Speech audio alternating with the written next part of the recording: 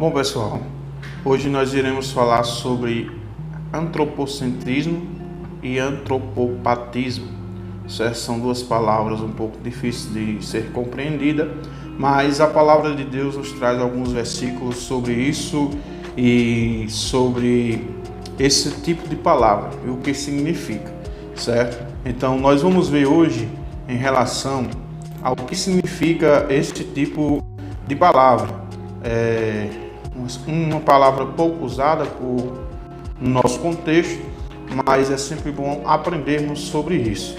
Então, antropocentrismo e antropopatismo são recursos de linguagens que atribuem características humanas a Deus, certo?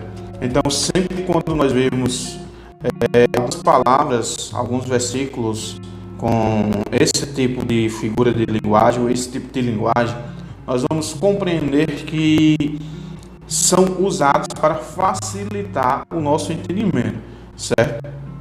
Alguns versículos nós vemos na palavra de Deus atribuindo,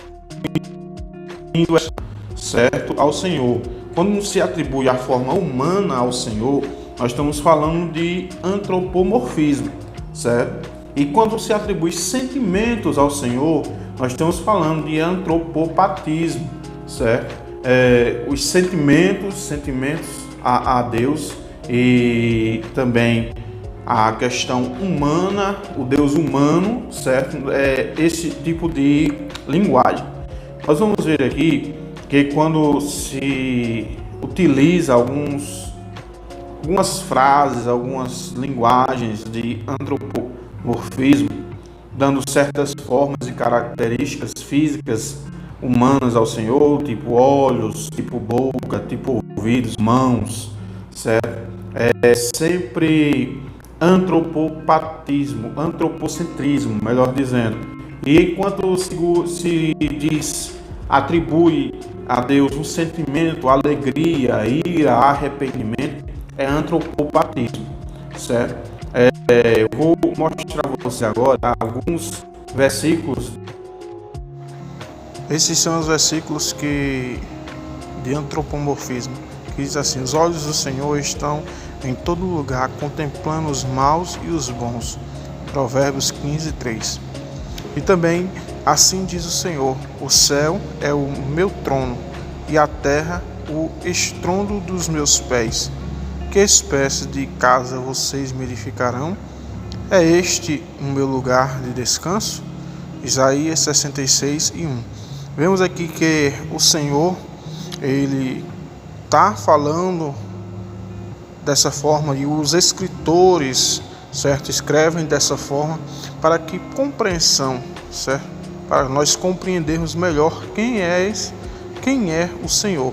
Vemos também que, certo, e alguns outros versos existem na palavra de Deus também em relação a antropomorfismo, certo, pessoal? Então nós vemos ainda que 1 de Pedro capítulo 5 e o versículo 6 diz: humilhai-vos, pois, debaixo da potente mão de Deus, para que ao seu tempo vos exalte.